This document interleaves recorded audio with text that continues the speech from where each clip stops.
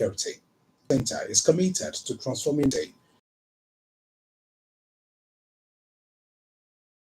Minister of Agriculture and Food Security, Senator Abubakar Kyari, stated this at a conference in Lagos. Senator Kyari noted that President Bola Tinubu has placed agriculture on the front burner in realization of the fact that it is the pathway to national food security and economic stability, pointing out that food insecurity extends beyond hunger as it affects health outcomes, reduces productivity, and contributes to socioeconomic instability.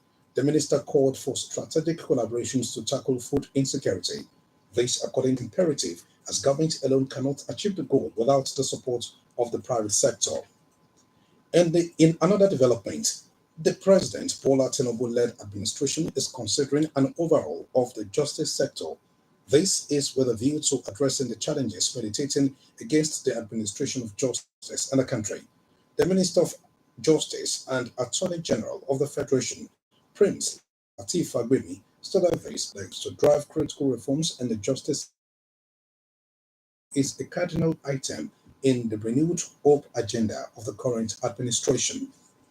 In the meantime, the government at the center has announced plans to review and implement new initiatives to address challenges in primary education, including out-of-school children. On Tuesday in Abuja, during the opening of a nationwide training and sensitization workshop for the 774 local government education secretaries, Dr. Ahmed O. submitted that education ranks high on the priority list of President Bola Tinubu, noted that the training targeted education managers who are critical to the delivery of basic education within the framework program. The minister reiterated government's pledge to focus on improving teacher quality, enhancing the school environment, and ensuring efficient school governance. Healthcare delivery of the citizens. It is therefore important for the government to continue to engage the private sector to improve the health sector, as government alone cannot fund it. The Speaker of the Ogun State House of Assembly, the Right Honorable Oludaisi Alemide, made this submission on Tuesday when the officials of the World Sustainable Development Goals Organization, led by engineer Rashid Adeyinka, paid him an advocacy visit in his office. According to Mr. Speaker, healthcare for the people is desirable and can only be achieved if all hands are on deck. While commending the state governor, Prince Abiodun, for the efforts being made in promoting the wellness of the citizens, the Right Honorable LMD assured the visitors of the support of the Assembly to achieve the organization's goal of ensuring the provision of health infrastructure for the people. You are listening to the Media News on OGBC 90.5 FM. Israel's Prime Minister, Mr. Benjamin Netanyahu, has said $5 million will be given as a reward for each captive released from Gaza, and those that help free the Israelis held by Hamas will be given a way out of the war-torn Palestinian territory. Mr. Netanyahu announced the reward offer during a brief visit to Gaza on Tuesday, where it was shown the Israeli military's Netzarim corridor, a key access road and buffer zone constructed by Israel's army to dissect northern Gaza from the southern part. Reports have it that Israel estimates that 101 captives remain in Gaza, though around one-third of that number are now believed to have died. Mr. Netanyahu's reward offer comes as mass protests continue in Israel by families of captives and supporters who are demanding that the Prime Minister reach a ceasefire deal with Hamas that would see their loved ones freed.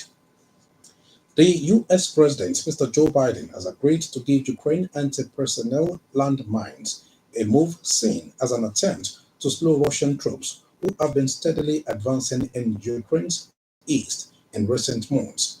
According to a US defense official, such mines would be delivered soon, and Washington expected that they would be used on Ukraine's territory.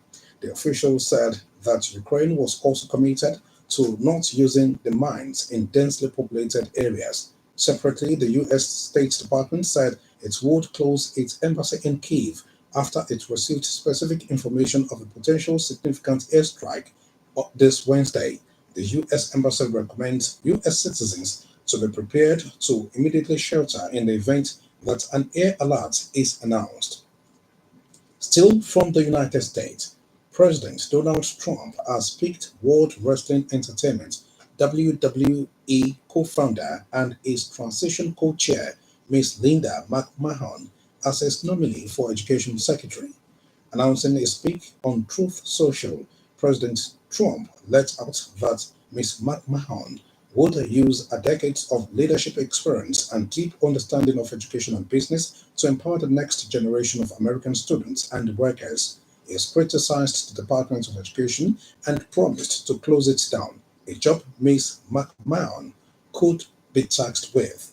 A longtime Trump ally, Ms. McMahon, led the Small Business Administration during Mr. Trump's first presidency and donated millions of dollars to his presidential campaign. And now to sports. The 22nd National Sports Festival, tagged Gateway Games 2024, scheduled to take place in January 2025, will be one of the best in the country. The former chairman, Local Organizing Committee (LOC) of the 2024 National Sports Festival, and now the Director General of the National Sports Commission, Mr. Bukola Olopade, led us out on Tuesday after a closed-door meeting with Governor Abiodun at Okemos, Abeokuta. Mr. Olopade posted that no fewer than 15,000 sportsmen and women are expected to participate in the National Sports Fiesta, informing that the local organizing committee is working towards creating an Olympic standard games village that would accommodate all the athletes in one location, a feat which is said has not happened before in the history of the festival. And also that MKO Abiola Stadium and Ijeja Sports Center are now wearing a new look, while other developments have also taken place at Babcock University Playing Ground and Remo Star Stadium in preparation for the biennial game. Commending Governor Biodun for his zeal to have a world-class sporting event in the state, he added that a transport cluster that would move sportsmen and women with ease to the various sporting venues at Babcock, Shagari, Ikene, and Abeokuta had been created, while about 200 journalists that would be accredited to cover the event would be housed and fed throughout the period to ensure seamless dissemination of information.